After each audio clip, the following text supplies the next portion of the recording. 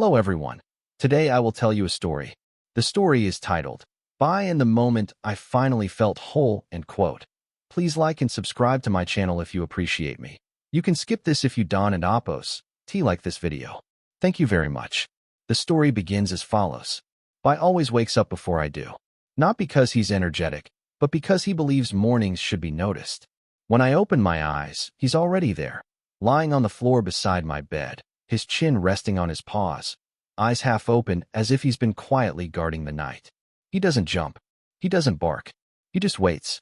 Waiting is one of Bai's greatest talents. I stretch, yawn, and sit up slowly. Bai lifts his head at the sound, tail tapping the floor once, twice, then stopping, as if he doesn't want to rush me. That small sound, soft, steady, feels like a greeting without words. The morning light slips through the window and lands on his fur. Bai squints at it like the light is a mild inconvenience rather than something beautiful. I laugh quietly. He looks at me, confused, then decides it's probably not important. We go to the kitchen together. I make coffee. Bai sits exactly where he always sits, between the fridge and the wall, a spot too small for anyone else, but perfect for him.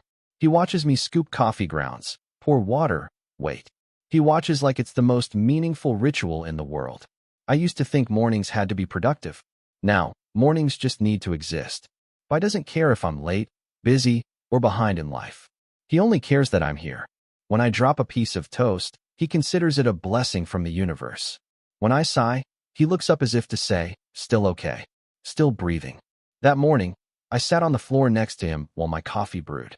No phone, no plan. Bai leaned into my leg, warm and solid. For a moment, nothing felt missing. And I realized, I wasn't waiting for my life to start. It was already happening, quietly, beside me. Afternoons with Bai are slow. Not lazy, just unhurried. We walk around the neighborhood after lunch. Bai stops to sniff the same treat every single day, as if it might have changed overnight. He sniffs with great seriousness, tail wagging gently, nose close to the ground. I stand there, holding the leash, watching time pass without asking anything from me. A neighbor waves. Bai ignores them. Another dog barks behind a fence. Bai pauses, considers responding, then decides it's not worth the effort.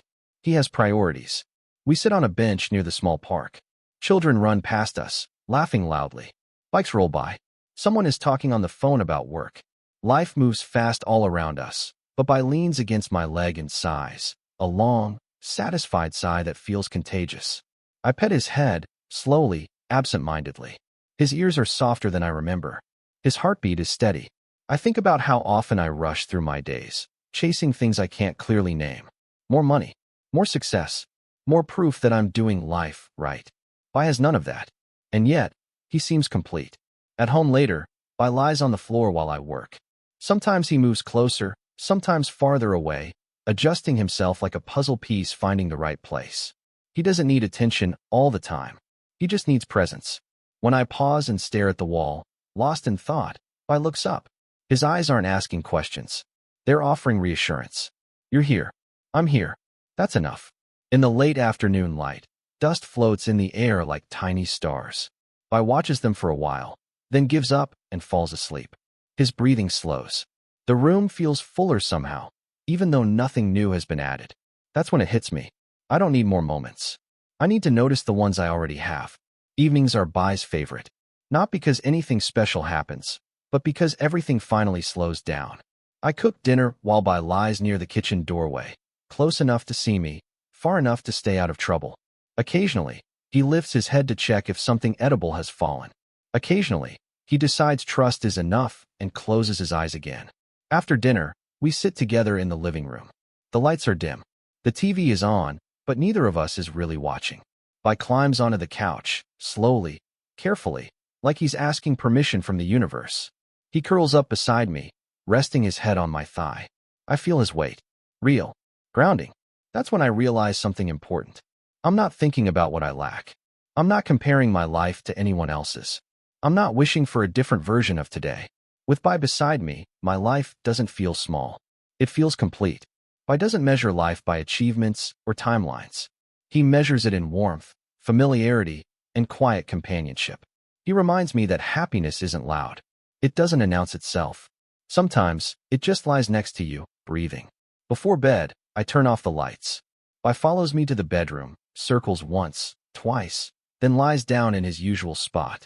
As I pull the blanket up, I hear his soft breathing. And in that quiet, ordinary moment, I feel something rare. I feel enough. Living with Bai taught me that fulfillment doesn't come from having more. It comes from being present with what already exists. Animals don't rush through life trying to prove their worth. They don't live in regret or anxiety about the future. They live in now, and they invite us to join them there. From Bai, I learned to slow down, to listen without needing to fix, to show up consistently rather than perfectly. These lessons apply deeply to our human lives. When we treat animals with patience, kindness, and respect, we train ourselves to do the same with people and with ourselves. In today's fast, demanding world, animals remind us that connection is built in quiet moments, sitting together, sharing space, offering presence without expectations. Caring for an animal also teaches responsibility and empathy, helping us understand that our actions affect lives beyond our own. To apply this in daily life, start small. Spend intentional time with the animals around you. Observe instead of controlling. Care instead of rushing. Let their calm ground you. A good life isn't about having everything. Sometimes, it's about realizing that someone is already beside you, and that is enough.